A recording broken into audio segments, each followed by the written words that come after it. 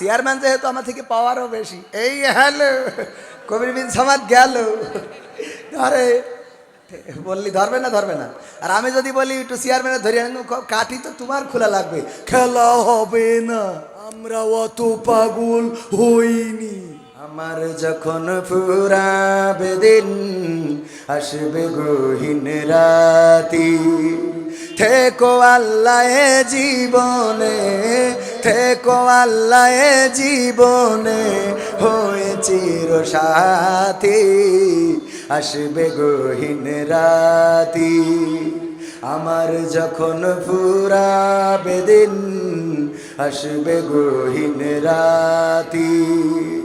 জীবন নদের দুকুল জুড়ে আসলে অমানিসা, থাকবে না আর দু চোখে হায় একটু আলোর দিশা। জীবন নদের দুকুল জুড়ে আসলে অমানিসা, থাকবে না আর দু চোখে হায় একটু আলোর দিশা। সেদিন আমার, সেদিন আমার, সেদিন আমার অন্ধ চোখে তুমি থেকো বাতি, আসবে গহীন রাতি। আমার যখন ফুরাবে দিন, আসবে গহীন রাতি। আমার আমার বলে যেদিন কাউকে পাবো না, সেদিন আমার শূন্য হিয়ায় তুমি থেকো সান্ত্বনা, তুমি থেকো সান্ত্বনা। আখির আলো নিভে যেদিন মনে আলো দিয়ে, আসবে না কেউ অন্ধ চোখে একটু আলো নিয়ে। আখির আলো নিভে যেদিন মনে আলো দিয়ে, আসবে না কেউ অন্ধ চোখে একটু আলো নিয়ে। সেদিন আমার, সেদিন আমার, সেদিন আমার অন্ধ চোখে তুমি আলোর জ্যোতি, আসবে গহীন রাতি। আমার যখন ফুরাবে দিন, আসবে গহীন রাতি। থেকো আল্লাহ এ জীবনে, থেকো আল্লাহ এ জীবনে, হয়ে চির সাথী, আসবে গহীন রাতি। আরতে গেলাম তো কেউ ঠিক কয় না, একটু মন খারাপ হলো। হাজার হাজার মানুষ, কেউ ঠিক বলছে না। তো আমি হুজুর আমাদের আব্দুল সালাম যুক্তিবাদী, ও ছিল ভারতে। আমি ফোন করে বললাম, ভাই এ ভারতে তো ওয়াজ করি কোনো জুত পাচ্ছি না। বলছে কেন? আমি বলছি সামনে হাজার হাজার শ্রোতা, যাই বলি ওরা ঠিকঠাক কিছু পায় না, আমি নলা দোয়াল কিছুই পায় না। তো বলছে ওদের হিসেব হইলো বাংলাদেশতে টাকা খরচ করে হুজুর নিয়ে আইসি, আমরা এত কথা বলবো কেন? যা বলার তুমি বইলি থিতে হাঁটা দাও, আমরা ওসব বলার মধ্যে নেই। তো এখন এই জন্যে আমি এখন আর মন খারাপ করিনি, যে কারণ আমরা তো টাকা নিয়ে আসি, অনেকেই হয়তো বলবে না টাকা দিয়েছো কথা কবে কেন, ওর ডাইরেক্ট আমার নিজে বেহেশতে পয়সা দিয়ে তারপর আসতে হবে, এরকম অনেকেই আছে না। যাই হোক, টাকা দিলে জান্নাত দেয় না, দেয় না। আল্লাহ ঘোষণা দিয়েছেন, ইন্নাল্লাহা আশতারা মিনাল মুমিনিনা আনফুসাহুম ওয়া আমওয়ালাহুম বিআন্না লাহুমুল জান্নাহ। যারা মাল এবং জান আল্লাহর রাস্তায় দেয়, আল্লাহ রাব্বুল আলামিন বিনিময়ে কি দিয়ে দেয়? জান্নাত দিয়ে দেয়। আর আমরা তো দিয়া যেমন তেমন মাহফিলে আসি আর উল্টো নিয়ে যাই। সুতরাং আমাকে যে কি হবে, খেলা হবে। আল্লাহ সেই ভালো জানে, আল্লাহ যেন মাফ করে দেয়, বলেন আমিন। আবার ঝামেলাও আছে, না নিলেও সমস্যা। না নিলি মনে করে অনেকেই ফোন দিয়ে বলে, হুজুর আপনার ডিমান্ড কত? তা কই ডিমান্ড নেই। কয় তাহলে আপনার মতো হুজুর চলবে না। আর এক জ্বালা, ডিমান্ড নেই করলি কয় ও হুজুর দাওয়াত দেওয়া যাবে না, ওর তো কোনো ডিমান্ডই নেই, দাওয়াত হয় না। আর যেই হুজুর যত বেশি টাকা চাই, ওই হুজুরের এনে দিতেই হবে, টাকা যা লাগে লাগুক। মানে খুব বেকায়দা অবস্থা। একটা দোকানে যাবেন, যাওয়ার পরে দেখেন আমাদের চেয়ারম্যান যদি যায়, 2 নম্বর মালটার যদি দাম বেশি বলে, চেয়ারম্যান কিন্তু 2 নম্বরটাই নেবে। 1 নম্বরটা যদি দাম কম বলে, কবে না ওটা দরকার নেই, তুমি বেশি যেটা ওইটা দাও। আমাদের মেন্টালি এরকম হয়ে গেছে না বলেন? আমরা মেন্টালি এমন এমন পরিবর্তন আমাদের মধ্যে চলে এসেছে, যেগুলো খুবই খারাপ, আমরা যাচাই বাছাই ছাড়াই অনেকের সম্বন্ধে অনেক কথা বলে ফেলি, এমন এমন কিছু করে ফেলি যেটা আসলে তার প্রতি গীবত শুধু না, বুহতান, তার প্রতি তহমত দেয়া, এরকমও করে ফেলি। আমাদের পুলিশ প্রশাসন এই মাহফিলের অনুমতি দিয়েছে না, মাহফিল সহযোগিতা করে, অথচ পুলিশ যদি মারা যায় আমরা দেখি ফেসবুকে আলহামদুলিল্লাহ আলহামদুলিল্লাহ লেখার হিড়িক পড়ে যায়। বলেন ঠিক না বেঠিক? এটা কি লেখা যাবে? একজন পুলিশ মানেই খারাপ নয়, একজন আওয়ামী লীগ মানেই খারাপ নয়, একজন বিএনপি মানেই খারাপ নয়, একজন জামাত ইসলাম মানেই আল্লাহর ওলি নয়। কথা কয় না? একজন জামাত ইসলাম করলে সে বেহেশতে চলে গেল, আর কিছু করতে হবে না, পাকামো পাইছা। হ্যাঁ, তাহলে আব্দুল্লাহ বিন উবাইও জান্নাতে যাইতো। আব্দুল্লাহ বিন উবাই তো ডাইরেক্ট রাসূলের দোয়ালে শুধু ছিল না, ও 5 ওয়াক্ত নামাজ রাসূল যেখানে দাঁড়াইতো সাল্লাল্লাহু আলাইহি সাল্লাম তার পিছনে দাঁড়াইতো আব্দুল্লাহ বিন উবাই, আর নামাজ শেষে বলতো এই সব বসো বসো বসো বসো বসো বসো বসো। বসার পরে বলতো শোনো, মুহাম্মদ মক্কা থেকে এসেছে, অত্যন্ত ভালো মানুষ, তার কথা শুনবা, মানবা, আমল করবা, পরকালে বেশি যাবা। আর পিছনে যাই বলতো ওর কাঠি খুলে দিতে হবে। নাউজুবিল্লাহ বলবেন না? এটা হলো আঞ্চলিক ভাষায় বললাম, এইগুলোই সে করতো। এই জন্যে আব্দুল্লাহ বিন উবাইয়ের স্থান হবে কোথায়?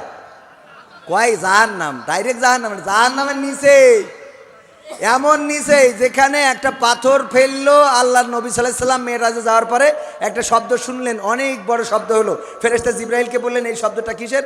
বলল 70 বছর আগে অথবা 70,000 বছর আগে একটা পাথর ছেড়ে দেওয়া হয়েছিল, সেটা নিচেই জাহান্নামের নিচেই যে এখন পড়লো, সেই শব্দটা আপনি শুনলেন। তো যদি এত সময় লাগে নিচেই যেয়ে পড়তি, তা মানুষ ছেড়ে দিলে কি হবে এবার বোঝেন। আর আমাকে ছেড়ে দিলে ও নিচে পর্যন্ত পৌঁছাতে পারবে না, তার আগে পুড়িয়ে শেষ। হ্যাঁ, কারণ জাহান্নামের আগুন, তবে শেষ কেউ হবে, শেষ হবে, পুড়ে যাবে, আবার নতুন চামড়া গজাবে। আল্লাহর নবী বলেছেন যেমন করে একটি গাছের ছাল বদল হয় জাহান্নামে যারা যাবে, তেমন করে তাদের মাংস গোশতগুলো বদল হতে থাকবে। জাহান্নামে পুড়বে, গোশতগুলো পুড়ে ছারখার হয়ে যাবে, আবার নতুন গোশত গজিয়ে যাবে, মাথার ঘেনুগুলো টকবক করে ফুটে পড়ে যাবে। ওই জাহান্নামের এত কঠিন ভয়াবহ শাস্তি যে সবাই যখন পানি পানি বলে চিৎকার করবে, কোরআনেও এসেছে তাদেরকে গরম পুজ এবং পচা রক্ত খাইতে দেওয়া হবে, যেটা পান করার পরে পেটের মধ্যে নাড়ি ভুড়িগুলো নিচ দিয়ে বের হয়ে যাবে। এমন কঠিন শাস্তি হবে জাহান্নামে। ওগো আমার ভাইরা, অথচ আল্লাহ রাব্বুল আলামিন জান্নাতে রেখেছেন পুরাটাই উল্টো। জান্নাতে যারা যাবে 33 বছর বয়স হবে, যৌবনকাল, এবং সেখানে যা চাইবে তাই পাবে, যেভাবে চাইবে সেভাবে পাবে, যেভাবে যা খেতে চাইবে, যেভাবে যা পড়তে চাইবে, যেভাবে যা আশা করবে আল্লাহ রাব্বুল আলামিন সেভাবেই তাকে তা দান করবে। আমি যখন কলেজে ইন্টারে পড়তাম, আমার ইসলাম শিক্ষার যিনি শিক্ষক ছিলেন উনি বললেন, আমরা চায়ের দোকানে যখন ওই যে কারিনা কাপুর, ঐশ্বরিয়া রায় ওদের নাচ হয়, মানুষেরা দেখে, আমাদেরও তো ঝোঁক লাগে। আশা করে আসি একদিন জান্নাতে যেয়ে ওই ড্যান্সও দেখবো, জান্নাতে যেয়ে ওই ড্যান্স দেখবো। তো আমরা প্রশ্ন করলাম, হুজুর, স্যার, কলেজে তো স্যার বলতাম, স্যার আপনি জান্নাতে যেয়ে এই ড্যান্স দেখার শখ কেন? কয় দুনিয়ার পরে একটু মনে হয় যে আসলে এরা দেখে ডাকি, এটা দেখার একটু শখ ওখানে যেয়ে। তো আমি বললাম এটা কি আসলে দেখাবে? আমরা বলতাম স্যার আসলে। বললো আল্লাহ রাব্বুল আলামিন কারোর কোনো স্বপ্নকে, কারোর কোনো চাওয়াকে অপূর্ণ রাখবে না।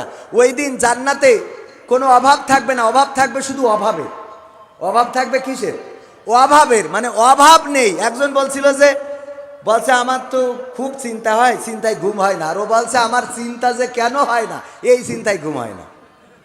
ওর চিন্তা যে কেন হয় না, এই চিন্তায় ওর ঘুম হয় না। তাহলে কি বোঝা গেছে? অভাবের অভাব দেখা দেবে কোথায়? জান্নাতে। তো এই জন্য ওখানে আল্লাহ দেখাবেন। তবে এটা বলতে পারি, জান্নাতে যাওয়ার পরে আসলে ওইটার মনে চাবে না, জান্নাতে যাওয়ার পরে ওইটার মনে চাইবে না। আমাদের শিক্ষক আবার বলে দিয়েছেন, এটা বলতো আমরা ছাত্র থাকাকালীন সময়। তো এটা বললাম, এই যে জান্নাতে যারা যাবে তাদের কোনো স্বপ্ন পূর্ণ রাখা হবে না। শুধু তাই নয়, সবচেয়ে বড় নিয়ামত আল্লাহ রাব্বুল আলামিন তার দিদারটা বান্দার নসিব করে দিবি। আলহামদুলিল্লাহ বলবেন না? সুবহানাল্লাহ বলবেন না? যে আল্লাহর জন্য রাত জেগে তাহাজ্জুদ আদায় করেন, যে আল্লাহর জন্য নামাজ পড়েন, যে আল্লাহর জন্য মিছিল করেন, মিটিং করেন, আন্দোলন করেন, কোরআনের জন্য জীবন দেন, খতমে নবুয়াতকে রক্ষা করার জন্য কাদিয়ানীদের বিরুদ্ধে লড়াই করে শহীদ হয়েছে এমন অনেকেই আছেন। ওগো আমার ভাইয়েরা, যারা আল্লাহকে ভালোবেসে রাসূলকে ভালোবেসে ওই দিন জান্নাত পেয়ে যাবে। আর ওই আল্লাহ যখন দিদার দিবে, হাজার হাজার বছর চলে যাবে, আল্লাহ রাব্বুল আলামিনের দিকে তাকিয়ে থাকতে থাকতে বান্দারা আল্লাহর চেহারায় এত মগ্ন হয়ে যাবে, কেউ টের পাবে না কত হাজার বছর চলে গেল। বলেন সুবহানাল্লাহ। সে আল্লাহর দিদার চাই না চাই না?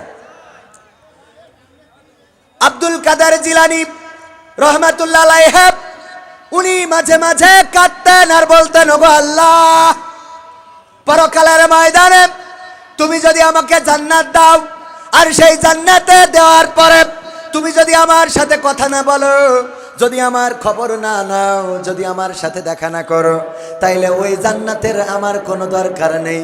কিন্তু আল্লাহ, তুমি যদি জাহান্নাম দাও, আর জাহান্নামে দেওয়ার পরে তুমি যদি বলো, গো আব্দুল কাদের জিলানী তুমি কেমন আছো, এই খবরটা যদি নাও, তাইলে তোমার কাছে আমি জান্নাত চাইবো না, বরং জাহান্নামটা চাইবো। বুঝা গেছে? চাইতে হবে কার? চাইতে হবে কার? আমরা মাঝে মাঝে বলি, অনেকেই বলে টেলিভিশনে দেখি প্রধানমন্ত্রীর সামনে কথা বলার সুযোগ পেয়েছে, প্রধানমন্ত্রীর কাছে তার আকুলতা ব্যাকুলতা প্রকাশ করার সুযোগ পেয়েছে, বলে কি চাও, চাইলে দেব। বুদ্ধি করে বলে, প্রধানমন্ত্রী কিছুই চাই না, আপনি যে আমার ডেকেছেন এতেই আমি ধন্য হয়ে গেছি। ঠিক না বেঠিক? চাই কিছু? চাই বলেন? কারণ জানে প্রধানমন্ত্রীর শুধু এইটা বলতে পারলেও খুশি হলি, আমি চাবো কি তার থেকে বেশি দেবে? কথা কয় না। বেশি দেবে না কম দেবে? বেশি দেবে। সুতরাং প্রিয় যদি চেয়ারম্যানের প্রিয় যদি কেউ হতে পারে, চেয়ারম্যানের প্রিয় যদি কেউ হয়ে যায়, তাইলে তার কি আর ভিজিএফ কাটার জন্য আলাদা করে অ্যাপ্লাই করা লাগবে? কারণ চেয়ারম্যান জানবে কবির বিন সামাদ আমার পিছনে ঘুরে বেড়ায়, আর যাই হোক তাই হোক, অন্তত কবির বিন সামাদের একটা অল্প দামে যে চাল তেল চিনি দুধ পাওয়া যায়, একটা কার্ড অন্তত দিই 450 টাকায়, যেন 4,500 টাকার মালামাল নিতে পারে। কথা কয় না? কাটা করা লাগবে। এটা উদাহরণ, এটা আবার মনে করিন না যে ওইটা দেয়, উদাহরণ। এই জন্য প্রিয় হইলে, আল্লাহর প্রিয় যদি কোনো বান্দা হয়ে যায়, তার আর কোনো কিছুর দরকার হয়। এই জন্য আমাদের আল্লামা তারেক মনোয়ার ভাই গেয়েছেন, আমার যখন ফুরাবে দিন, আসবে গহীন রাতি, থেকো আল্লাহ এ জীবনে, থেকো আল্লাহ এ জীবনে, হয়ে চির সাথী, আসবে গহীন রাতি, আমার যখন ফুরাবে দিন, আসবে গহীন রাতি, জীবন নদের দুকুল জুড়ে আসলে অমানিসা, থাকবে না আর দু চোখে হায় একটু আলোর দিশা, জীবন নদের দুকুল জুড়ে আসলে অমানিসা, থাকবে না আর দু চোখে হায়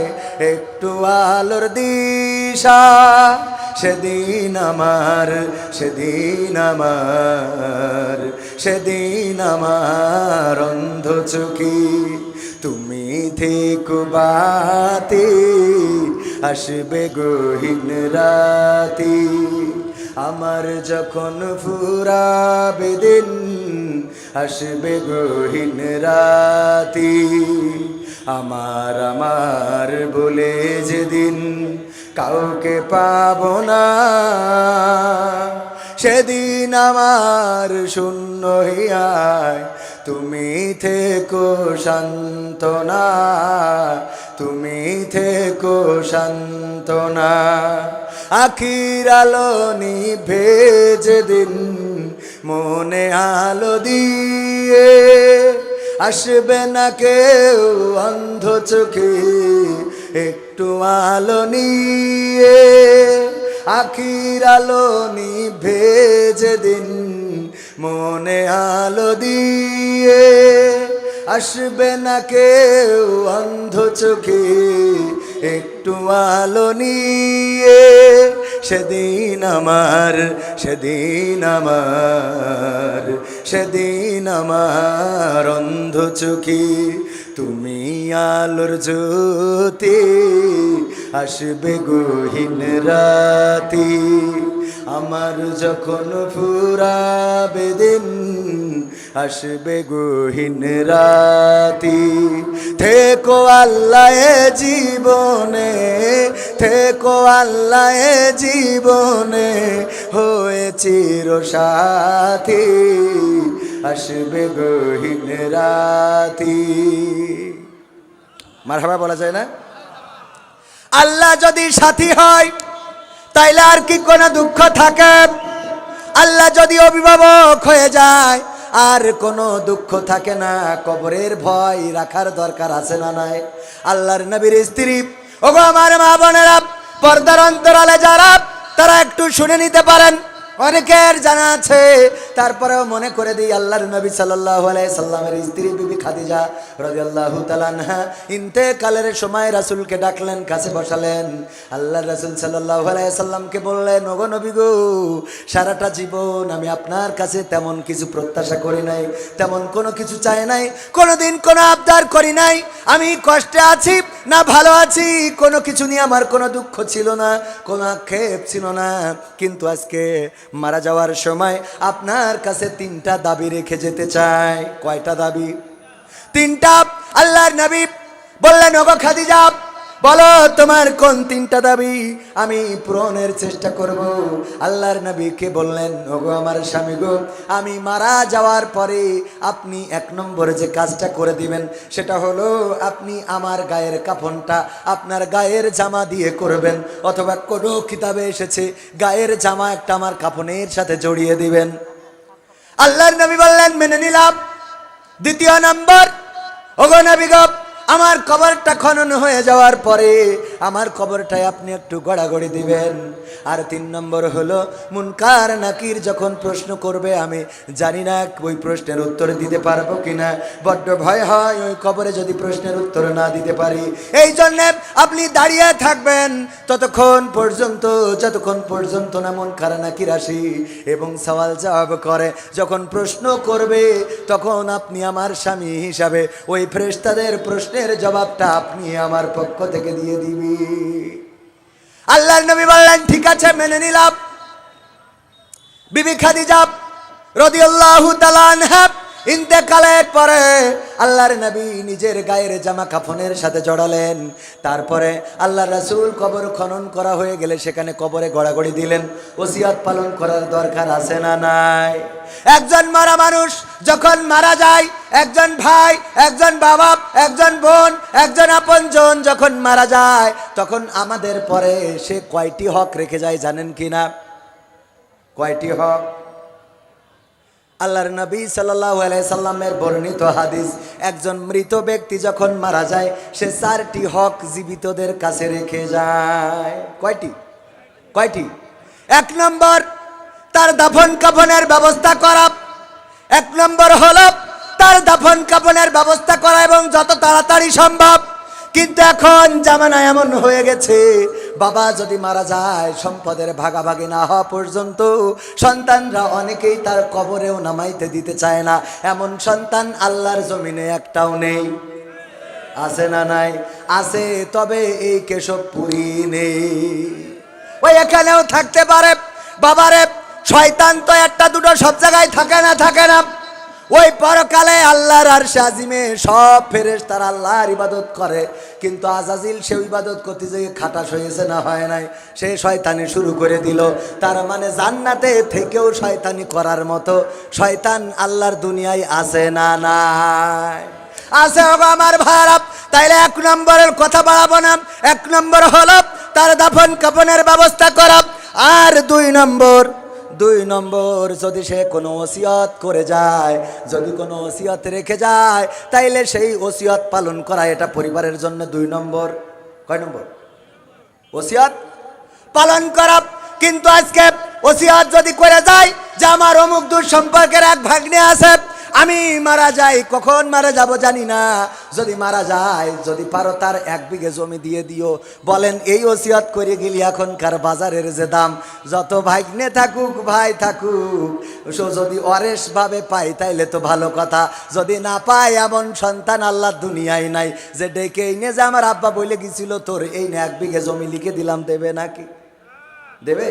কবে পাগলামও করতে পারে, আমরা অত পাগল হইনি, আমরা অত পাগল। এ মাইক আবার আওয়াজ কমে গেল কেন? ভালোই তো হচ্ছিল শোনা, একটু ভালো করে সাউন্ড ভালো, তোমার সাউন্ড ভালো।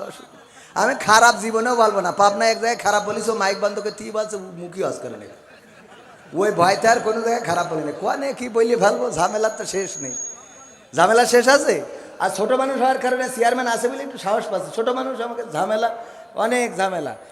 এক হুজুর, হ্যাঁ বেশি বয়স না, তাও আলহামদুলিল্লাহ আমার থেকে তো সিনিয়র, তা না হলে ভোট। আর চেয়ারম্যান যেহেতু আমার থেকে পাওয়ারও বেশি। এই হ্যালো কবির বিন সামাদ গেল, আরে বললি ধরবে না, ধরবে না। আর আমি যদি বলি একটু চেয়ারম্যানে ধরে আনি, কাঠি তো তোমার খোলা লাগবে, খেলা হবে না, ঠিক না বে ঠিক? তো এই জন্যে যাই হোক, মানে ছোট মানুষ অনেক সময় উল্টে পাল্টে যায়। একবার এক ইমাম সাহেব ওই রোজার মাসে, এই রোজার মাসে শিখেছেন না রোজা রাখবেন কি না, নাকি রোজার মাসে সকালে খাবেন, দুপুরে খাবেন, আর বিকেলে খেয়ে তারপর আবার ইফতার করতে যাবেন। কিছু আল্লাহর ওলি আছে, ওরে বাবা সারাদিন রোজা রাখে না, আসরের আগের তো মেসওয়াক শুরু।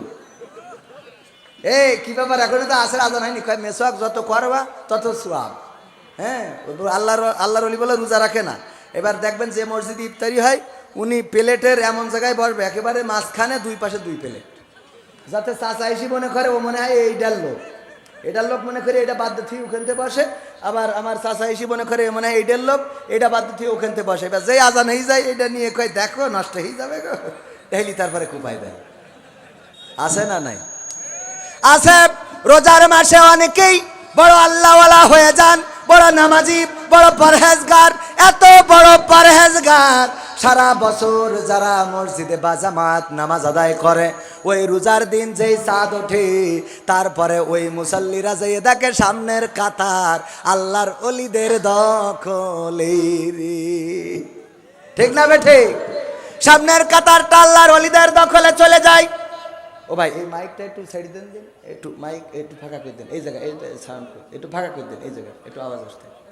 ও আমার ভাইরা, রমজান মাসে যারা শুধু রমজান মাসে ইবাদত করেন, যারা দাঁড়ায় আছে, আচ্ছা এই আমার যুবকেরা ওরা তো দাঁড়ায় থাকবে, ওরা তো ওই যে স্পিড খায়, তো ওকে পাওয়ার একটু বেশি, ওকে বসতি করলে আবার পরে গাড়ি আটকাতে পারে, গাড়ি আটকাবা শোনো, একটু বসা যায় না বাজান? আল্লাহ রাসূল সাল্লাল্লাহু আলাইহি সাল্লাম যখন যুবকদেরকে দেখতেন ওরা দাঁড়িয়ে থাকলে কোনো মজলিসে নিজের চাদরটা ছুঁড়ে দিতেন, যে এই চাদর দিলাম তোমরা এই চাদর নিয়ে বসো, তার মানে তোমাদের রাসূলরা স্পেশাল, রাসূল সাল্লাল্লাহু আলাইহি সাল্লাম স্পেশালি তোমাদের সম্মান করতেন। তো যুবক যারা, তারা এই মাহফিলে বসলে তোমরা অবশ্যই সেই রাসূলের প্রিয় মানুষ, এই জন্য তোমাদের আল্লাহ বসার তৌফিক দিন, বলেন আমিন। কিন্তু এখন তো সব ওই ডিজিটাল কায়দায় কিছু বলেও বলতে পারি না, সাহসও পাই না যে কোন কথায় কী হবে না। আজকালকের ছেলেরা বই নিয়ে আর বসে না, ও বাবা গুগলে সার্চ করিয়া পড়ি। সাতক্ষীরায় গেলাম মাহফিলে, মাইক বাজানা, বললাম কি খবর, কয় থানা থেকে, কলারোয়া থানা, ফোন করে বলে দিয়েছে পরীক্ষা চলছে, মাইক বাজানো যাবে না, ছেলেপিলের পড়ার ক্ষতি হবে, খবরদার মাইক বাজাবেন না। এক গ্রামে হয়তো 2 জন 5 জন 7 জন পরীক্ষা দেয়, বলেন ঠিক না বে ঠিক? এই 2 5 7 জনের জন্য মাইকটা বাজানো যাবে না। এই মাইক বাজালাম না, ভালো কথা, স্টেজে বসে আছি, 2 জন এসে বলছে হুজুর দোয়া করে দেন। বললাম কে দোয়া? বিয়ে হচ্ছে না নাকি? কারণ আমার কাছে অনেকেই খালি বিয়ের দোয়া চায়। বলছে না হুজুর তাহলে কি? বলছে আমাদের দাখিল ম্যাট্রিক পরীক্ষা, এসএসসি পরীক্ষা, তাই দোয়া নেওয়ার জন্য আইছি। আমি বললাম তোকে জন্য প্রশাসন মাইক বন্ধ করে দিয়েছে আর তোরা আইসিকে দোয়া চাচ্ছিস, বোঝেন তাহলে এ কি বেকায়দা চেয়ারম্যান সাহেব আপনি বলেন। জাগের পড়ার জন্য মাইক বন্ধ করে থুয়েছি, ওরা এসে স্টেজে এসে বলছে হুজুর দোয়া করেন। আমি বললাম তোরা না পড়ি দোয়া নিয়েছিস, তুই মানে পাশ করবি? পাশ করা সম্ভব? পড়ার দরকার আছে না নাই? না পড়িয়ে গিয়েছে দোয়া নিতে। আমি দোয়া করে দিয়েছি একজনের বিয়ের জন্য, অবশ্যই তার বিয়ে হয়েছে অনেক কষ্টের পরে, 2-3 জায়গায় দোয়া করি, কিন্তু 2 মাস পরে সে বিয়ে ভেঙে গেছে। এখন আবার প্রায় জায়গায় আসে আর কয় হুজুর 100 টাকা দিলাম আমার বিয়ের জন্য দোয়া করতেন। আমি বললাম তোর জন্য আর দোয়া করি পারবো না, আমি বিয়ে দিয়ে 2 মাস পরে তো ছাড়াছাড়ি হয়ে গেছে, আর কত দোয়া করতে দেবো আমি। বাগেরহাটে দোয়া করতেছি, এক হাসপাতাল কর্তৃপক্ষ এসে 1000 টাকাতে বলছে হুজুর হাসপাতালের জন্য দোয়া করতেন। আমি বললাম আল্লাহ এই এলাকায় যত মানুষ আছে সব রুগী বানাই ফেলাই দাও, যাতে হাসপাতালে একটু বেচা কিনা হয়। পরের দিন বাড়ি আসার পরে দেখি আমার কাছে মেসেজ লিখেছে হুজুর দোয়া করলেন কি আর হইলো কি কেন? তারপর সে দোয়া করেছেন যে হাসপাতালে যেন বরকথায় আমার তো আজকে পুলিশ এসেতে 1 লাখ টাকা জরিমানা করে ঠিক আছে। তাই বললাম তুমি দিছ 1000 টাকা, আর এলাকায় যে জনগণ ওরা দিয়েছে 1 লাখ টাকা, তা আল্লাহ কোন পক্ষে যাবে? ঠিক না বে ঠিক? তো এই জন্য আমার দোয়ায় যে কাজ হয়নি এটা মনে করার দরকার নেই। তোমার হাসপাতালে রুগী বাড়াই দিতে কইছি 1000 টাকা, আর 1 লাখ টাকা নিয়ে ওকে সুস্থ থাকতে কইছি, তা এই জন্য এই দিকে একটু কাজ বেশি। ঠিক আছে তো বাজান? যাই হোক যুবকেরা আমার, যেই কথা বলছিলাম, আজকালকের ছেলেরা বই নিয়ে আর বসে না, গুগলে সার্চ করিয়া পড়ে।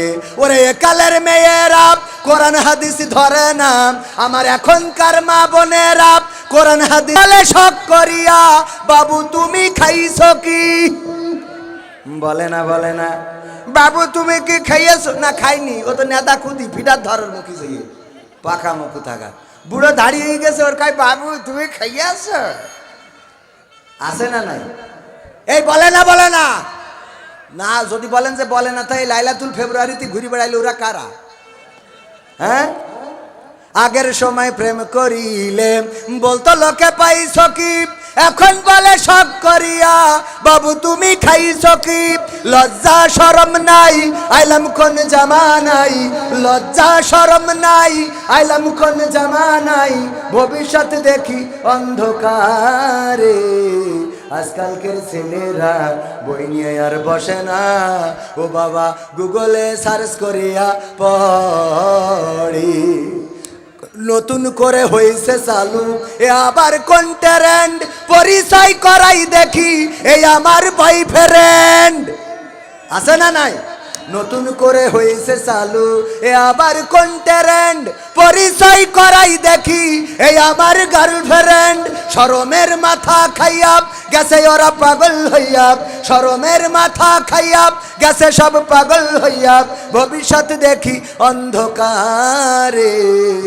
আজকালকের ছেলেরা বই নিয়ে আর বসে না, গুগলে সার্চ করিয়া পড়ি। এমন ডিজিটাল পোলাপান আছে না নাই?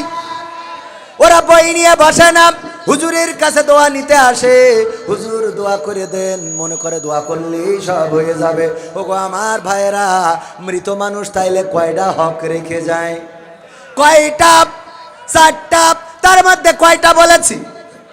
2টা বলেছি। 1 নম্বর তার দাফন কাফনের ব্যবস্থা, সুব্যবস্থা করা এবং তাড়াতাড়ি ব্যবস্থা করা। 2 নম্বর তার যদি কোনো ওসিয়ত থাকে সেই ওসিয়ত পালন করা। আর এই ওসিয়ত এক একজন এক এক কায়দায় করে। একজন বুদ্ধি করে ওসিয়ত করেছে, বাপরে আমি মারা যাওয়ার সময় আমার কাফনের কাপড়টা পুরনো গোরস্থান থেকে পুরনো কাফনের কাপড় চুরি করে এনে তারপরে মাটি দিবি। বলছে আব্বা এটা কোনো কথা হইল? তুমি সুদ খেয়ে এত টাকা বানাই ঠিক আছে, ওই টাকা পালে কি করবে? বলছে না, ওই টাকা দিয়ে কাফন কিনবি না, পুরনো গোরস্থান থেকে পুরনো কাফনের কাপড় কবর থেকে চুরি করে নিয়ে আমার দাফন কাফনের ব্যবস্থা করবি। বলছে আব্বা কেন? কয় আছে সারা জীবন বুদ্ধি করে চললাম, বুদ্ধি করে কত কিছু করলাম, বুদ্ধি করে সংসদ থেকে সংবিধান থেকে ইসলামটা মুছে ফেলে দিতে চাইলো না, কিন্তু আল্লাহ তাকে সংসদ থেকে নামটা মুছে দিয়েছে না দেয় নাই? দিয়েছে। কারণ আল্লাহ রাব্বুল আলামিন সূরা আস-সাফে বলে দিয়েছেন, ইউরিদুনা লিইউতফিউ নূরাল্লাহি বিআফওয়াহিহিম ওয়াল্লাহু মুতিম্মু নূরিহি ওয়ালাউ কারিহাল কাফিরুন। আমার আল্লাহ বলছেন ওরা চাই, কারা চাই? টাকলারা চাই, ভুড়িওয়ালারা চাই, মশলারা চাই, গোপালারা চাই, পেটওয়ালারা চাই। মুখের ফু দিয়ে ইসলামের আলোকে নির্বাপিত করে দেবে, সংসদ থেকে রাষ্ট্রধর্ম ইসলাম মুছে ফেলে দেবে। কিন্তু আমি আল্লাহ আমার দ্বীনের আলোকে প্রজ্বলিত করে রাখবো, যতই ওদের কলজের মধ্যে জ্বালা পোড়া হোক না কেন। বলেন সুবহানাল্লাহ। প্রজ্বলিত করে রাখবেন কে? আর প্রজ্বলিত করে রাখবেন কাদের মাধ্যমে? নায়েবে রাসূলদের মাধ্যমে। আমার আগে আলোচনা করে গেলেন নায়েবে রাসূল আমাদের প্রিয় মুফতি রেজওয়ান রাফিকি ভাই। আমার পরে আলোচনা করবেন আওলাদে আমাদের পীর বংশীয় লোক পীরজাদা জনাব সৈয়দ কামরুল ইসলাম সাইদ আনসারী। আলোচনা করে বেড়ান মিজানুর রহমান আজহারি, আমির হামজা, হাফিজুর রহমান সিদ্দিকী কুয়াকাটা, হাবিবুর রহমান মেজবা, এমনিভাবে খালিদ সাইফুল্লাহ আইয়ুবী, মুহিব খান, আরও অনেক আইনুদ্দিন আল আজাদ ভাই ছিলেন আমার সরাসরি উস্তাদ। আমি ওনার কাছে গান শিখেছি, পাশাপাশি আমার জীবনে একটা অডিও অ্যালবাম ছিল, তাও আমার আইনুদ্দিন আল আজাদ ভাইয়ের সৌজন্যে এবং ওনার উপস্থাপনায় করেছিলাম। এই জাতীয় মানুষদের জন্য দিন আজকে বেঁচে আছে না নাই? আল্লাহ দিনের আলোকে এভাবেই প্রজ্বলিত করে রাখবে। কোরআনের পাখি চিরজনমের মতো বিদায় নিয়ে চলে গেছে, কিন্তু কোরআনের আওয়াজ কি বন্ধ হয়ে গেছে নাকি? না, বন্ধ হবে না। যুগে যুগে কোরআনের পক্ষে কথা বলার মতো মানুষ আল্লাহ রাব্বুল আলামিন তৈরি করে দিবেন। বলেন সুবহানাল্লাহ। আমার মতো হতভাগা, আমার মতো অযোগ্য একজন ব্যক্তির মুখ থেকে আল্লাহ কথা বলাচ্ছেন। যাই হোক, কথা কোন দিক থেকে কোন দিকে চলে যায় ভুলে যাব। 2 নম্বর ওসিয়াতের কথা বলছিলাম। ওসিয়াত করেছে পুরনো কাপনের কাপড় দিয়ে আমারে কবর দিবা। কয় আব্বা কেন? কয় বুদ্ধি আছে। কি বুদ্ধি? সারা জীবন তো শয়তানি করেছি, আলেম ওলামা জেলে ভরেছি, দাড়িওয়ালাকে দেখতে পারিনি, টুপিওয়ালা সহ্য করিনি, আল্লাহর পথে যারা চলেছে মানতে চাইনি। এখন মারা যাওয়ার পরে আমার যে বাটাম টানবে এটা তো নিশ্চিত। এই জন্য পুরনো কাপনের কাপড় দিয়ে আমার কবর দিবা, দিলে ওখানে একটু আমি বুদ্ধি খাটাবো। কি বুদ্ধি? কচ্ছে ফেরেশতা এসে যখন জিজ্ঞেস করবে মান রব্বুকা ওমান দীনুকা ওমান নাবিয়ুকা, তখন আমি বলবো আমি আর এই প্রশ্নের উত্তর কতবার দেবো? ফেরেশতারা বলবে কেন কতবার দিবা? তার মানে কি? বলবো যে দেখো আমি আর কতবার দেব? আমার কাপনের কাপড় দেখে কি বুঝতে পারছাও না? আমি তো আজকের লাশ না, কাপনের কাপড় পুরনো হয়ে ছিঁড়ে জাতি গেল, আর তোমাদের প্রশ্ন এখনো শেষ হইল না। ওই জায়গায় কে বুদ্ধি করে চলা যাবে? আল্লাহ এই জাতীয় বুদ্ধি করবে, আল্লাহ এটা জানেন। এই জন্য সূরা ইয়াসিন আল্লাহ বলে দিয়েছেন আল-ইয়াউমা নাখতিমু আলা আফওয়াহিহিম ওয়া তুকাল্লিমুনা আইদিহিম ওয়া তাশহাদু আরজুলুহুম বিমা কানু ইয়াকসিবুন। আমার আল্লাহ বলছেন ওই দিন মানুষদেরকে যখন জিজ্ঞাসা করবে, আমার আল্লাহ জিজ্ঞেস করার পরে চেয়ারম্যানের বলবে চেয়ারম্যান সাহেব 5টা বছর দায়িত্ব দিয়েছিলাম। যদি প্রধানমন্ত্রী জিজ্ঞেস করে কেমন দায়িত্ব পালন করেছো, জানে যে প্রধানমন্ত্রী কোনোদিন এই ইউনিয়নে আসবে না, এইবার বলবে আমি ধানের ভুঁই দিয়ে পাকা রাস্তা করে দিয়েছি। বলতে পারবে না? পারবে না। আল্লাহ আমি এত কিছু করেছি। যা আল্লাহ না, শেখ হাসিনা ধরেন, শেখ হাসিনা মাননীয় প্রধানমন্ত্রী জননেত্রী শেখ হাসিনা, আমি আপনার আব্বার উত্তরসূরি, আপনার উত্তরসূরি। কত কি করালাম, রাস্তা করলাম, ব্রিজ করলাম। আমাদের এলাকায় নদী ছিল না, এই জন্য ব্রিজ কনে দেবো বলে নদী একটা কাটলাম, কেটে তারপর ব্রিজ বানাইছি। কথার কথা, এই কথা যদি বলে প্রধানমন্ত্রী মনে করবো রে বাবা এ তো আমার খাস লোক, এ তো নৌকা আবার দিতে হবে। ঠিক না বেঠিক? কিন্তু যদি প্রধানমন্ত্রীর গোয়েন্দা লাগানো থাকে চেয়ারম্যানের পিছনে 5 বছর কি করেছে, এইবার গোয়েন্দা ধরেন সিসিটিভি ভিডিও ফুটেজ সব নিয়ে রেখেছে, কনে গেল কোন জায়গায় কি করিল।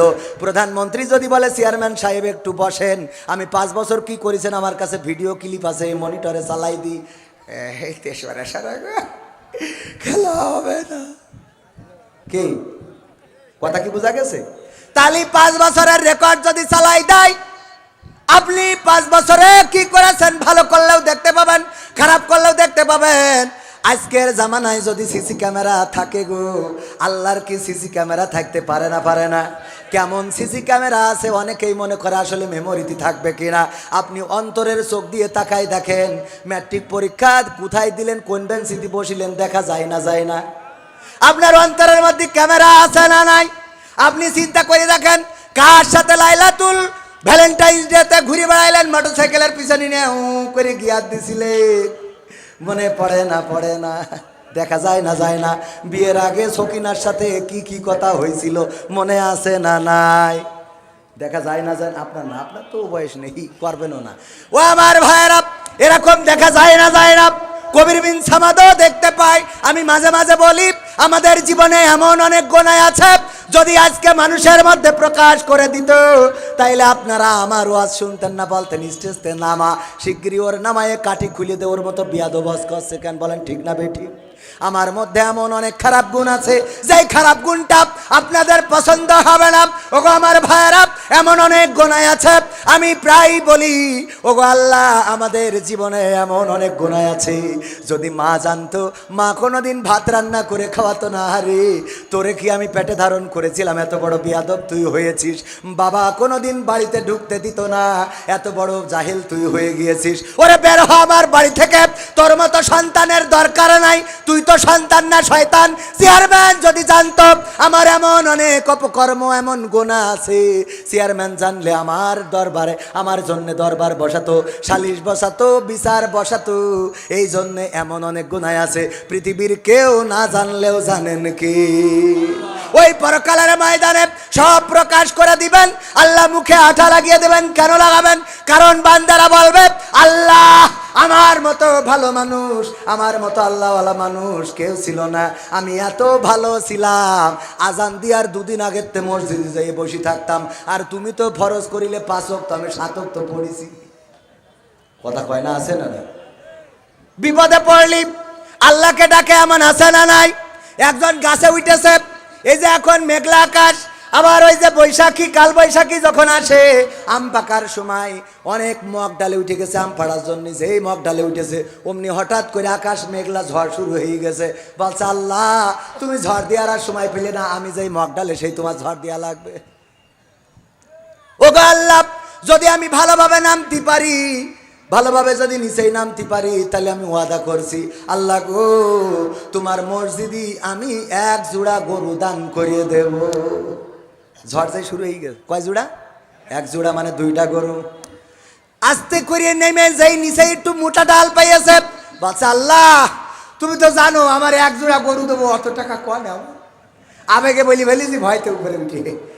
তা আমি বাবু, আমি আল্লাহ এত গরু তো দিতে পারবো না, আমি 2টা ছাগল দেবো না, তুমি এতে মনে কিছু করি না, তোমার তো আল্লাহ অভাব, তোমার কাছে কত গরু ছাগল আছে, তা আমি 2টো ছাগল দেবো না, এতে মেনে নাও। এই বলে আবার একটু নিচে এসে আর একটু মোটা ডাল পাইয়াছে, পাওয়ার পরে বলছে আল্লাহ ছাগল 2টো আছে, কিন্তু আমার বোর শ্বশুর বাড়ির তাই নেছে, যদি ওই ছাগল আমি মসজিদে দিই, তাইলে আমি তো মসজিদে থাকা ছাড়া আর বাড়ি জায়গা হবে না। আল্লাহ তোমার তো অভাব নেই, আমি বলে ফেলেছি, তুমি মাফ করে দাও, আমি 2টো মোরগ দিবা নে। আল্লাহ 2টো মোরগ দেবো, তুমি এইটাই মেনে নাও, আমি গরিব মানুষ। এই বলে নিচেই যেই মোটা ডালের থেকে ঝাঁপ দিয়েছে মাটিতে, দিয়ে বলছে আর কোনোদিন উঠবো না, আর কিছু দেবো না, আর কোনোদিন উঠবো না, আর কিছু দেবো না। যখন অসুস্থ তখন দেখবেন নামাজ, মসজিদে নামাজ ছাড়ে, আর যাই সুস্থ হয়ে যায় নামাজে দেখা যায়। করোনাকালীন প্রমাণ নেন আপনারা, যদি বলেন হুজুর বানাই কথা বলতেছেন। করোনাকালীন সময়ে সরকার বলল তোমরা মসজিদে আসো না, তোমাদের পায়ে ধরি, হাতে ধরি, পুলিশ পাঠাইলো। বলেন ওই সময় মসজিদে জায়গা হয়েছে নাকি? না, জায়গা হয় নাই। মসজিদে মুসাল্লির অভাব নেই, অভাব নেই। আর যেই সরকার বলল খুলে দিলাম, যত পারিস নামাজ পড়, আর ওরাও বলল চলি গেলাম, তোকে নামাজ তুলা পড়, বলেছে না? বলে নাই? তার মানে আমাদের কাজ হলো উল্টা। বাসের পিছনে লেখা রয়েছে নামাজ কায়েম করুন। চেয়ারম্যান সাহেব, বাসের পিছনে লেখা নামাজ কায়েম করুন। চেয়ারম্যান বলছে মাগরিবের ওয়াক্ত চলে যাচ্ছে, একটু দাঁড়াও, নামাজটা পড়তে দাও। বলছে হুজুর আপনি হয় সিটির পরে পড়েন, তা না হলে পরে নেমে তারপর পড়ি। পিছনে লেখা কি? নামাজ কায়েম করুন। ছেলে হোক মেয়ে হোক, 2টি সন্তানই যথেষ্ট। ড্রাইভারের বললাম বাচ্চা কাচ্চা কয়টা? কয় 7টা। লিখে দিয়েছ কি? ছেলে হোক মেয়ে হোক, 2টো সন্তানই যথেষ্ট। তো এখন আবার ডিজিটাল জামানায় আর একটা ঝামেলা চালু হয়েছে, সেটা হলো আগের সময় আমার চাচারা বলতো, যদি জিজ্ঞেস করতো বাবা বাচ্চা কাচ্চা কয়জন, তো বলতো আল্লাহ দিয়েছে 5-7টা। যাই হোক বলতো যে আল্লাহ দিয়েছে 8টা, কি আল্লাহ দিয়েছে 7টা। আর এখন যদি জিজ্ঞেস করে বাচ্চা কাচ্চা কটা, কয় এখনো নিইনি, নেব নেব করতেছি, ও এখনো নিইনি। আগে আল্লাহ দিত আর ও এখন নেয়। আরে বাবা, কত বড় উনি বীর পালোয়ান। কয় আমি এখনো নিইনি। আবার কেউ কয় একটা নিছি, আর আপনার ভাবি একটা নীতি চাচ্ছিল, কিন্তু আমি আবার একটু নামাজ করেছি। ও 2জনে পরামর্শ করি তারপরে বানাইছে মিলে। হ্যাঁ, এ সহ্য না করি পারবেন? এ আল্লাহর সাথে শিরিকি না? তুই নি আর কনক্রিটা, তুই যদি নীতি পারতিস তা কত সন্তান নেই হাউ মাউ করি বেড়াই, বাইশটা চুরি করিতে টাকাতে কেনে, আসে না নাই? যদি নীতি পাইতে তুমি এত বড় বড় কথা বলো, তো দুটো নিয়েছি আর একটা নিতে চাচ্ছিলাম। আবার আবার কেউ বলে আমি প্রথমটা নেওয়ার পরে দ্বিতীয়টা আমার মেয়ে বউ বলছিল একটা মেয়ে দরকার, তো এই জন্যই আমি আবার একটা নিলাম, কিন্তু আবারও ছেলে গেছে, এখন বউ খাই আর একটা নেও দেখি কি হয়। হ্যাঁ, ওরে নেও নেও পাকা মকুতাগার, এই কথাগুলো বলা যাবে? এই আল্লাহর সাথে বেয়াদবি হয়ে যায় পড়া সরাসরি। আল্লাহ আপনাকে দিয়েছেন, আল্লাহ সন্তান না দিলে আপনার নেয়ার কোনো ক্ষমতা নাই। ওই সন্তান হওয়ার পরে 3টে সন্তান হয়েছে, নাম রেখেছে স্বপ্ন পদ্মা সেতু। যে আল্লাহর খুশি করার থেকেও খুশি করি শেখ হাসিনা। আল্লাহ কইল 3টেই নেটওয়ার্কের বাইরে চলে যাবে, সেতু উদ্বোধনের আগে শেষ। জানেন কি না? ও ঝড় হয়েছে আমফান, ওই সময় বাইশাই নাম লিখে দিয়েছে আমফান। সহ্য না করে পারা যায়? এখন স্কুলে যদি যাই, হঠাৎ ছাড়ে বলবে এই আমফান আসছে একটু জায়গা করি দে, ওরা তো কিলা ছেড়ি দৌড়তে পালাবে যে আমফান আসছে দে তো। নাম রাখার সময় হিসেব করেও রাখে না। আবার এই কাউন্সিলে একটু ঝামেলা হয়, চেয়ারম্যানের বলি দিয়ে এগুলো এখন আর হচ্ছে না। এই যে আইডি কার্ডের বিশাল ঝামেলা, এইগুলো ঠিক করতে যাই একেবারে মোটামুটি একজনের মোটরসাইকেলের তেল তো তেল, মোটরসাইকেলই শেষ হয়ে যায়। ঠিক না বে ঠিক? জন্ম নিবন্ধনে আবার আমাদেরও ঝামেলা আছে। সেই ইডা মুজিবার এক ছাত্রের বলছে তোর তো দেখছি জন্ম নিবন্ধন আনতে কইলাম, যাই হোক সব কিছু নিয়ে আসি, দেখছি তো তোর তো জন্মের ঠিক নেই। তো বাড়ি যাই আব্বার বলছে আব্বা আমার স্যার বলিয়েছে যে আমার জন্মের ঠিক নেই। এই সেতে মাই এই তুই কইছিস কার? বলছে আমি জন্মের ঠিক নেই। কইছি তা কে জনি কইছি তা বুঝবে না, তা কে জনি? বলছে ওর টিকার কার্ডে দেখলাম একটা জন্মসাল, ও জন্ম নিবন্ধনে আর একটা জন্মসাল, আইডি কার্ডে আর একটা জন্মসাল। তাই বলছে তো জন্মেরই ঠিক নেই, তিনটাই তো 3 রকম। এখন এই বললে তো বেকার। এখন কথা ভালো করে ভেঙে বুঝাই না দিতে পারলি। আইডি কার্ডে একজনের নাম হইলো, সে লজ যায়, মুখ দেখাতে পারে না, হিন্দু মানুষ, যাই জিজ্ঞেস করে কয় নাম যা আছে আছে, আইডি আসতে করে দিয়ে দেয়, চুপচাপ দাঁড়ায় থাকে। কারণ ওর নাম হইলো স্বপ্ন দাস, আইডিতে এসে স্বপ্ন দোষ। তো এ কি বলার মতো কোনো কায়দা বলেন দিন? তো এই জন্যই ঝামেলা, এই ঝামেলাগুলো আস্তে করে সংশোধন করতে হবে। যারা ওই যে লেখে ওগের হিসেবে হইলে যা হয় লিখে থিয়ে দিই, মানে যে লেখে ওই একজন ভিক্ষে করছে, তা টাকা দিয়েছে, তা বলছে এই তুই টাকা দিছিস, সে টাকা তো ছিঁড়া, এ তো চলবে না। তা বলছে তুমি না কানা, তা দেখলে কি করে? বলছে আসলে আমি কানা বলি ফেলেছি, কানা আসলে আমি না। তা কানা কিটা? তো বলছে আমার ভাই। তা বলছে সে ভাই কনে? বলছে ও মিতা ইয়েতে মনিহারে সিনেমা দেখছে। কানা ওর ভাই, তা মনিহারে সিনেমা দেখছে। আর ও হইলো অন্ধ, বলছে আমি অন্ধ। তো এখন এই কাউন্সিল ওই টাইপিংয়ে কাজ করে, এরা মাসে যে মোটামুটি চাকরি যেতেছে, সে কানা আছে, লেখে সে অন্ধ। ঠিক না বে ঠিক? এই জন্য এগুলো ঠিক রাখার দরকার আছে না নাই? তাইলে আবার আলোচনায় ফিরে আসি। কয়টা হক থাকে? 2টা। আবার পবিত্র কোরআনের সূরা তহা 20 নম্বর সূরার 55 নম্বর আয়াতে কারিমা তেলাওয়াত করেছি, আপনারা শুনেছেন তো প্রথমে। এটা আমরা সবাই পারি না? আমি ভালো না পারলেও আপনারা তো ভালো পারেন কি না? আমরা যখন একটা মৃত মানুষকে কবরে নামাই তখন এই আয়াতটা পড়ি না? কি বলি বলেন তো? মিনহা খলাকনাকুম ওয়া ফিহা নুঈদুকুম ওয়া মিনহা নুখরিজুকুম তারাতান উখরা। আমরা বলি ও আল্লাহর বান্দা, এই মাটি থেকে তোমাকে সৃষ্টি করা হয়েছে, আবার এই মাটিতে তোমাকে ঢুকিয়ে দেওয়া হলো, আবার একদিন এই মাটি থেকে তোমাকে জীবন্ত করে উঠানো হবে। এই কথাগুলো বলি না? আচ্ছা, মরা মানুষের এই কথা বলার মধ্যে কোনো উপকার আছে নাকি? কথা কয় না। মরা মানুষের এই কথাগুলো বলার মধ্যে কোনো উপকার আছে? যার অ্যাক্সিডেন্ট করে পা ভেঙে গেছে, মোটরসাইকেল চালাতে যেয়ে গিয়ার দিচ্ছিল খুব জোরে, ও গিয়ার দেওয়ার আগে ওর সাবধান করিনি, ও অ্যাক্সিডেন্ট করার পরে ওর বলছে খবরদার জোরে চালাবি না, জোরে চালালি বলে অ্যাক্সিডেন্ট হবে, আর অ্যাক্সিডেন্ট হলে পা ভেঙে যাবে। ও তো পা ভেঙে হাসপাতালে পড়ে গেছে, এই কথা সাবধান করলে ওর মেজাজ খারাপ হয়ে যাবে না? কথা কয় না। তো যে মরিয়ে গেছে, ও যখন বলা হয় মিনহা খলাকনাকুম ওয়া ফিহা নুঈদুকুম ওয়া মিনহা নুখরিজুকুম তারাতান উখরা, ওগো আল্লাহর বান্দা, এই মাটি থেকে তোমাকে জীবন্ত করে উঠানো হয়েছে, আবার এই মাটি থেকে সৃষ্টি করা হয়েছে, মাটিতে ঢুকাই দেওয়া হলো, আবার মাটিতে তোমার টাইনে তোলা হবে একদিন জীবন্ত করি। এই কথা বললি ও যদি হাত তুলতে পারতো, ঠাস করি চড় কষি দিত, বলতো বিয়াদব, আমার তো খেলা ফাইনাল, তোদের হিসেব তোরা কর। ঠিক না বে ঠিক? আমার তো আজকের তা শুরু, সাবধান তুরা হ, কারণ বিপদ হইতে কখন বিপদ হবে বলে কয়ে আসবে। আমরা এই আয়াতটা কবরের কাছে নিয়ে যেয়ে লাগালাম। কেন লাগালাম? আমি চিন্তা করলাম আয়াতটা তো পড়ি, একটু খুঁজে দেখি ব্যাখ্যায় শিক্ষায় কি আছে। খুঁজে দেখলাম এই আয়াতটা আসলে সবচেয়ে পাওয়ারফুল জায়গায় পড়ার জন্য নাজিল হয়েছে। আর আমরা সবচেয়ে যেই জায়গায় কোনো বললে কোনো কিছু বলবে না, কোনো কিছু করবে না, সেই জায়গায় যেয়ে পড়ি। সবচেয়ে কোথায় বলার জন্য নাজিল হয়েছে? পাওয়ারফুল। কোন পাওয়ারফুল?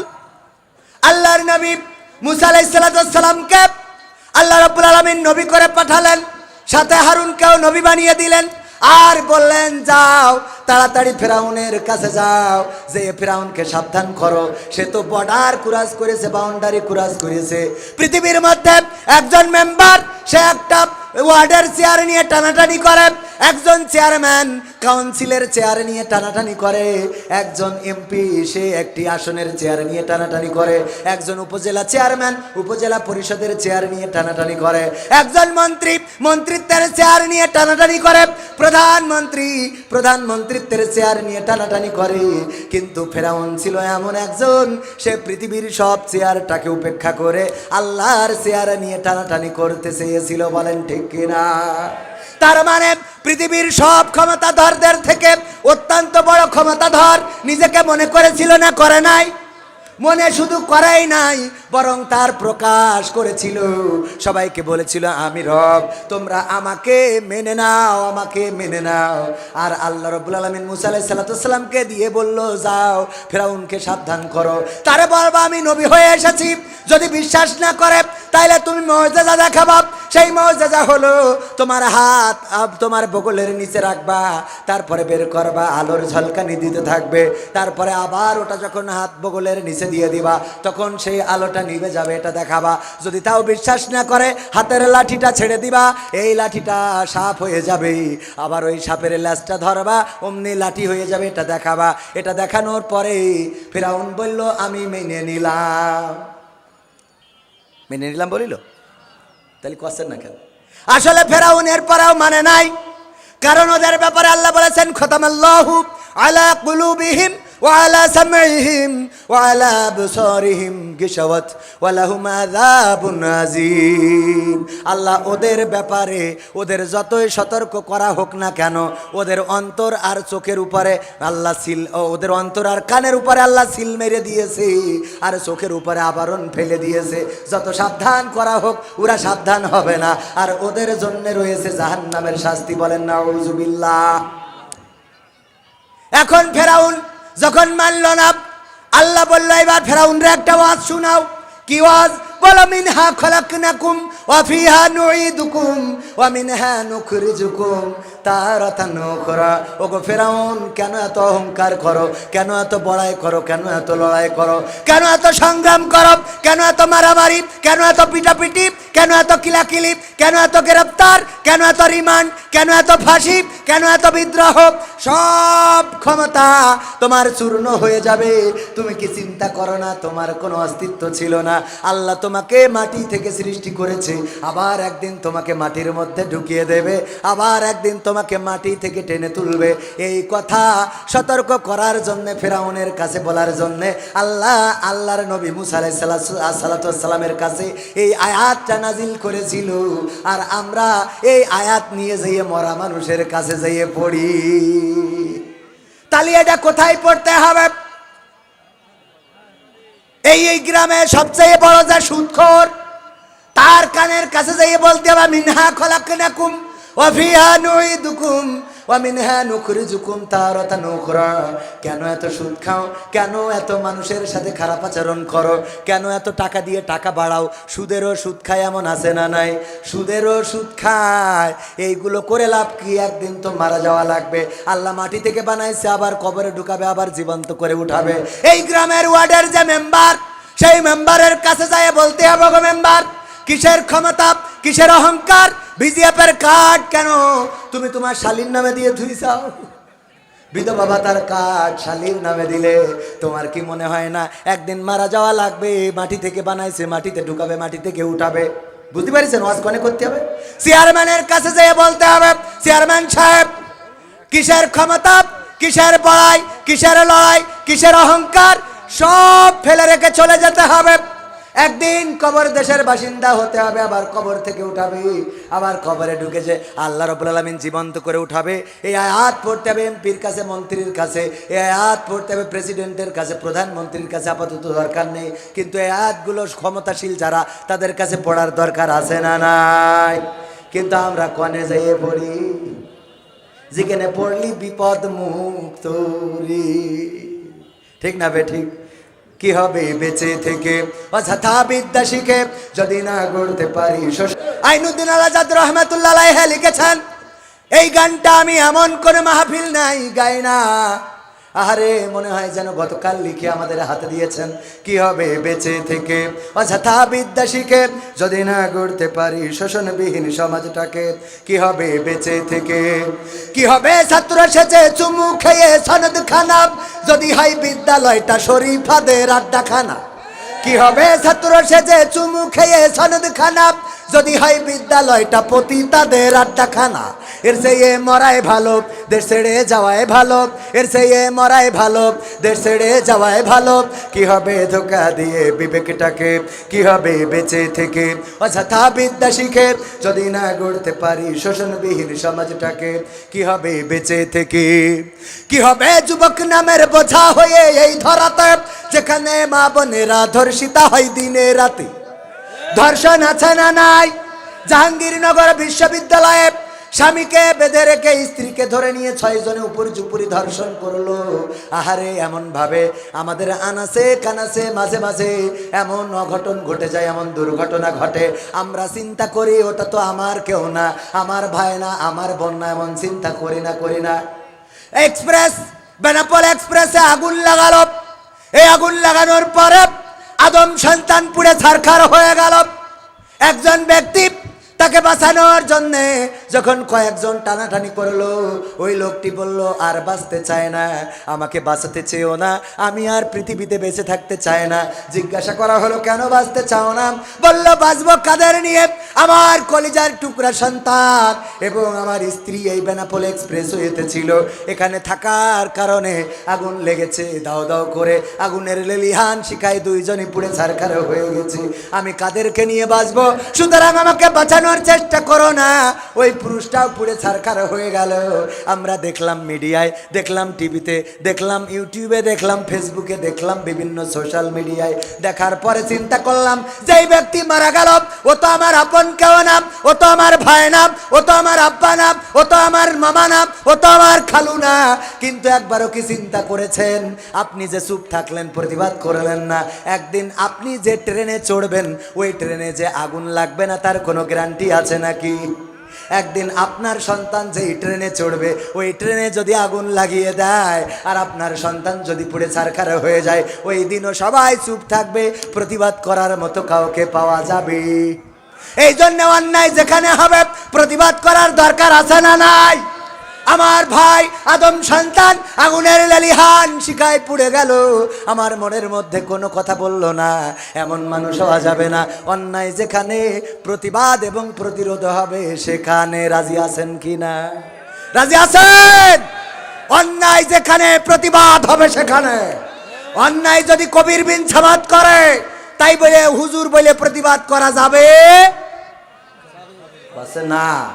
না মানে কি ডাইরেক্ট কাটি খুলে দেবে? কবির বিন সামাদ কি হয়ে পড়েছে? অন্যায় করবে আবার স্টেজে উঠে বড় বড় কথা বলবে, ডাইরেক্ট গলা ধরে টেনে নামাবে। ঠিক না বে ঠিক? আমরা পৃথিবীর মানুষের মধ্যে লজ্জা পাই। ওই আয়াতের কথা মনে আছে কিনা? সূরা ইয়াসিনে আল্লাহ বলছেন আল ইয়াউমা নাখতিমু আলা আফওয়াহিহিম ওয়া তুকাল্লিমুনা আইদিহিম ওয়া তাশহাদু আরজুলুহুম বিমা কানু ইয়াকসিবুন। ওই পরকালের ময়দানে যখন বলবে বান্দা তুমি কেমন ছিলে, বলবো আমি আল্লাহর ওলি ছিলাম, খুব ভালো মানুষ ছিলাম, আমার মতো ভালো মানুষ পাওয়া যায় না। এই কথা যখন বলবো আহারে তখন আল্লাহ বলবে তুমি যে কত ভালো মানুষ ছিলে, এইবার আমি তোমার মুখে আঠা লাগিয়ে দিলাম, আমার কোনো ক্যামেরা লাগবে না, ভিডিও করে রাখা লাগবে না, খালি তোমার হাতের জবানটা খুলে দিলাম। এই হাত বলবে আল্লাহ কবির বিন সামাদ এই হাত দিয়ে মাহফিল করে করে হাজার হাজার টাকা নিত রে। কথা কয় না? আমার পা বলবে কথা সত্য, কারণ এই পা দিয়ে হেঁটে যে এই স্টেজে উঠতো, চোখ বলবে আমি নিজে চোখই দেখেছি। কে কথা কয় না? এই আমারটা করছি তা অন্তত ঠিক কর, আপনাকেটা ঠিক করার দরকার নেই। আপনারা কি করেন না করেন ওটা থাক, ও তো ভালো থাক, ভালো কাজ। আমারটা তো বলছি, আমারটাই অন্তত ঠিক বলেন নাকি? আপনি মনে করছেন আমি ধরা খাবো না, তাই মনে করছেন? এত সহজ আল্লাহ ক্ষমা না করলি কবির বিন সামাদেরও খবর হয়ে যাবে, এত সহজ মনে করেন না।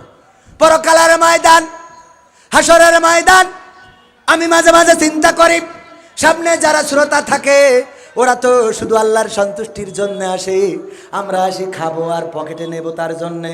পরকালের ময়দানে দেখা যাবে আপনারা আমাদের ওয়াজ শুনে ভালো হয়ে গেছেন, জান্নাতে যাচ্ছেন, আর আল্লাহ যদি ক্ষমা না করে টানতে টানতে যদি জাহান্নামের দিকে নিয়ে যায়, আপনারা বলবেন হুজুর ওই দিকই তো জাহান্নাম, ওই দিকে যান কেন, এই দিকে জান্নাত। আমি বলবো আমার তো তেশ মারা সারা, আমার ওয়াজ শুনে আমি বলবো আপনি কি জান্নাত পাইছেন না জাহান্নাম? বলবে যে হুজুর আপনার ওয়াজ শুনিয়ে আমি নামাজি হয়েছিলাম, এই জন্য আল্লাহ আমার ক্ষমা করে জান্নাতে দিয়েছে।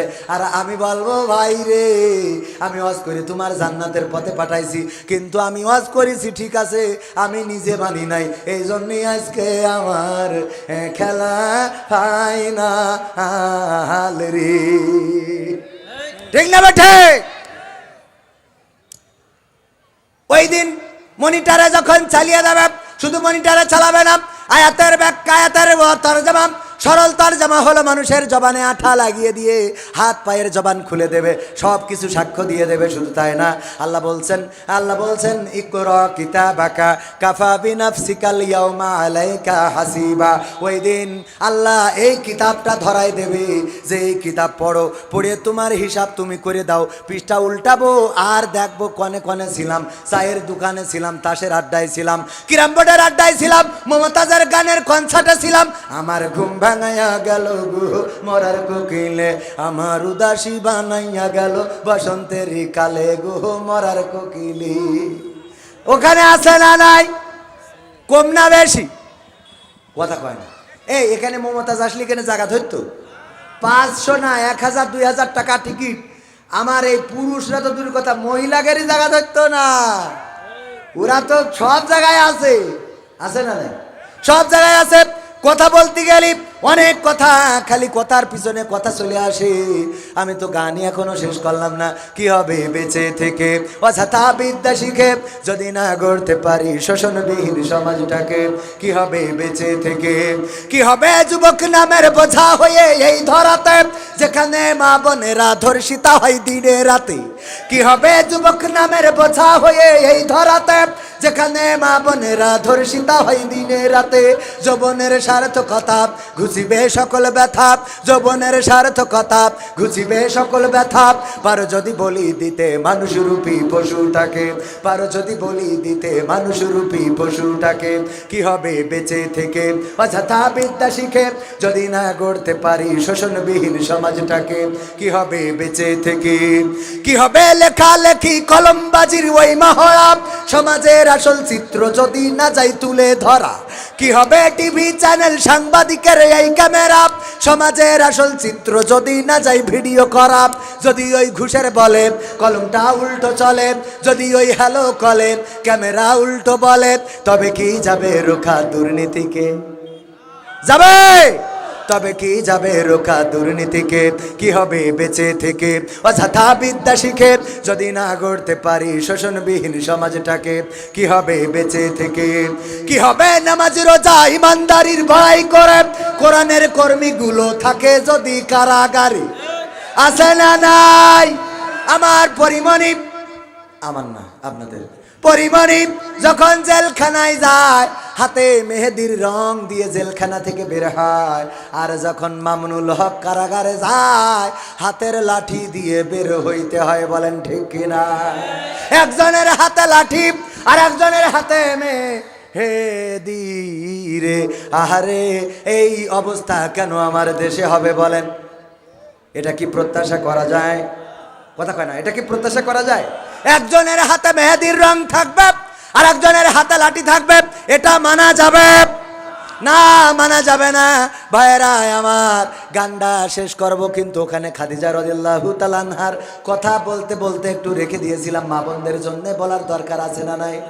মা বোনেরা, আল্লাহর নবীর স্ত্রী বিবি খাদিজা এত সুন্দর রমণী ছিলেন, যেই মানুষটা আল্লাহর রাসূলকে কোনোদিন কষ্ট দেয় নাই, ব্যথা দেয় নাই।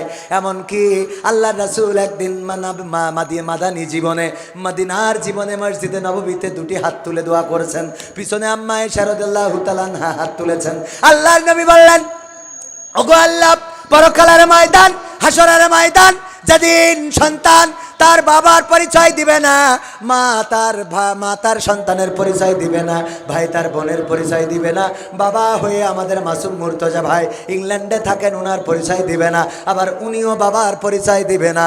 এই বিপদের দিন, মুসিবতের দিন আমি জানো আমার খাদিজাকে ওগো আল্লাহ হারায় না ফেলি। আম্মা আয়েশা রাদিয়াল্লাহু তাআলা আনহা পিছনে মুনাজাতে হাত তুলেছিলেন। মুনাজাত শেষে বললেন, ওগো নবী গো, আপনি 25 বছর বয়সে 40 বছর বয়সী একজন বৃদ্ধাকে বিয়ে করেছিলেন। কি এমন ছিল তার মধ্যে যে আপনি এখনো তার কথা ভুলতে পারেন নাই? আল্লাহর নবী বললেন, ওগো আয়েশা, তুমি খাদিজার সম্বন্ধে আমার এমন কথা বলো না, এমন কষ্ট দিয়া কথা বলো না। আল্লাহর নবীর স্ত্রী আম্মা আয়েশা রাদিয়াল্লাহু তাআলা আনহা ভুল বুঝতে পারলেন, বললেন, নবী গো, বড্ড ভুল করে ফেলেছি, আপনি একটু খাদিজার সম্বন্ধে যদি আমাকে শোনাতেন। আল্লাহর নবী বললেন, ওগো আমার স্ত্রী, শুনে নাও, বিবি খাদিজা আমার এমন দিনের স্ত্রী ছিলেন, তোমরা যখন এসেছো তখন আমার সুদিন শুরু হয়েছে, সুখের দিন শুরু হয়েছে। কিন্তু যখন খাদিজা এসেছিল তখন আমার এমন একটা দিন ছিল, বড় কষ্টের দিন। দাওয়াতি কাজে গেলে বাতিল আমার দিকে চোখ মোটা মোটা করে তাকাতো, আমার নির্যাতন করতো, নিষ্পেষণ করতো। এই সময় আমি দিনের আলোতে বের হতে পারতাম না, রাতের অন্ধকারে যখন বের হতাম, ওগো আমার ভাইয়েরা,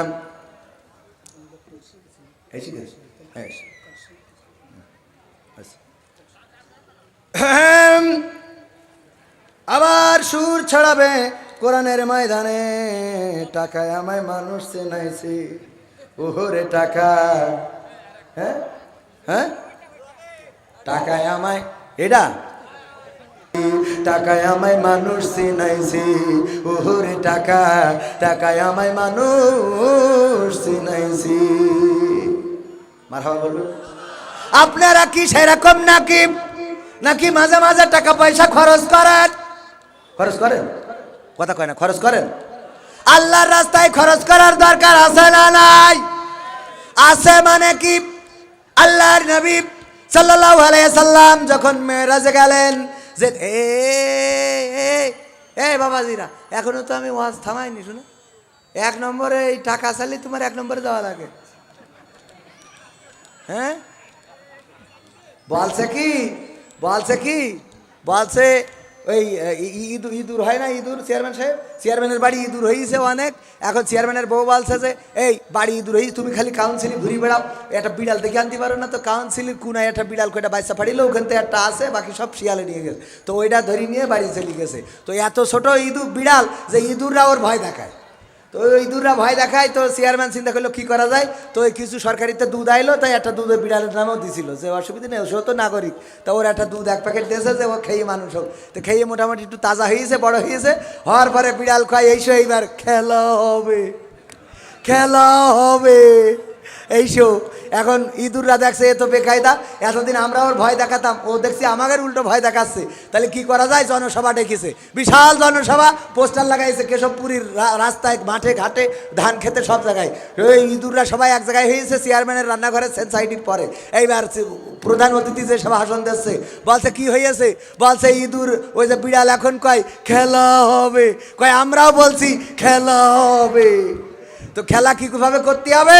এখন নিউট্রাল ফিল্ড, ওটা দরকার নেই, যাই হোক তাই হোক, কি করা যায়? যুবক কিছু ইঁদুর ছিল, ওরা বলছে, হুজুর কোনো কথা নেই, এই বিড়ালে ডাইরেক্ট মারি ফেলতে হবে। তো বলছে মারতে হলে তো ধরতে হবে। তো বলছে ধরবো? বলছে কিটা কয়নে ধরবা কও। একজন বলছে, হুজুর আমার নামটা লেখেন, আমি লেজেরতে টেনি ধরবা নেই। কি টেনি ধরবে? বলছে আল্লাহ কবুল করাবে, ও লেজ ধরবে। আর একজন বলছে, হুজুর আমার নাম লেখেন, আমি পিছনের বাম পাশের পাপ। আরেকজন বলছে আমার নাম লেখেন, আমি পিছনের ডান পাশের পা। আরেকজন বলছে পা তো পিছনতে শেষ, সামনের বাম পাশের পা আমি ধরবানে। আরেকজন বলছে এইখানতে উঠে বলছে আমার সামনের ডান পাশের পা। এবার বলছে বলেন আর কিটা কোনে ধরবেন, বলেন বলেন বলেন বলেন তাড়াতাড়ি। কেউ কোনো কথা বলে না, বলে না রে। এইবার ওই প্রধান অতিথি, ইঁদুরদের সভাপতি, ও বলছে, ওগো আমার বাবাজিরা, তোমরা লেজ ধরতে পাইলে, পিছনের পা ধরতে পাইলে, সামনের পা ধরতে পাইলে, পাইলে গো, কিন্তু যেখানে ম্যাও ম্যাও করে ওখানে ধরবা কিডা কেউ তো বলতে পারলে। কথা কয় না তো, ম্যাও করা জায়গায় ধরার দরকার আছে না নাই? আছে কি না? ইসলামী আন্দোলনের জন্য যদি ডাক আসে, কোরআনের জন্য যদি ডাক আসে, দিনের জন্য যদি ডাক আসে, দল মত নির্বিশেষে যেখান থেকেই ডাক আসুক না কেন, কোরআন কায়েমের জন্য যদি রাজপথে থাকতে হয়, বুকের তাজা রক্ত যদি ঢালতে হয়, বুকের তাজা রক্ত ঢেলে দেব। রক্তের সাগরে সাঁতার কেটে কেটে একটি রক্তাক্ত বিপ্লবী কালেমার পতাকা বাংলার জমিনে উড়ানোর জন্য প্রস্তুত কারা কারা? দুটি হাত দেখতে চায়।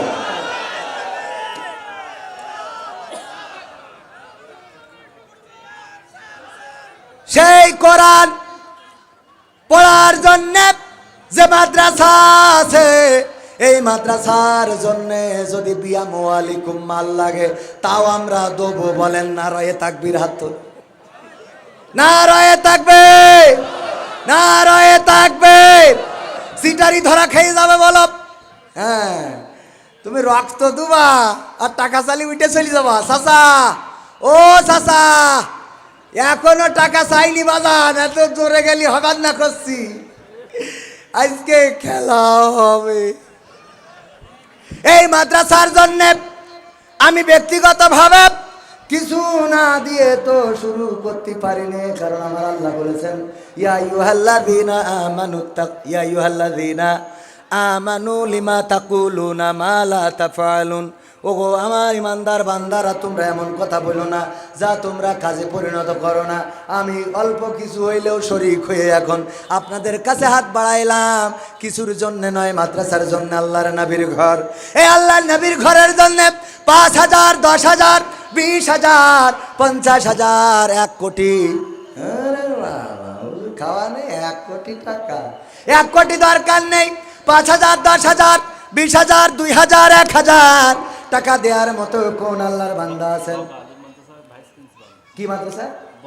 বগা আলিম মাদ্রাসার ভাইস প্রিন্সিপাল মাওলানা কামরুজ্জামান সাহেব ৫০০ টাকা করলো দান।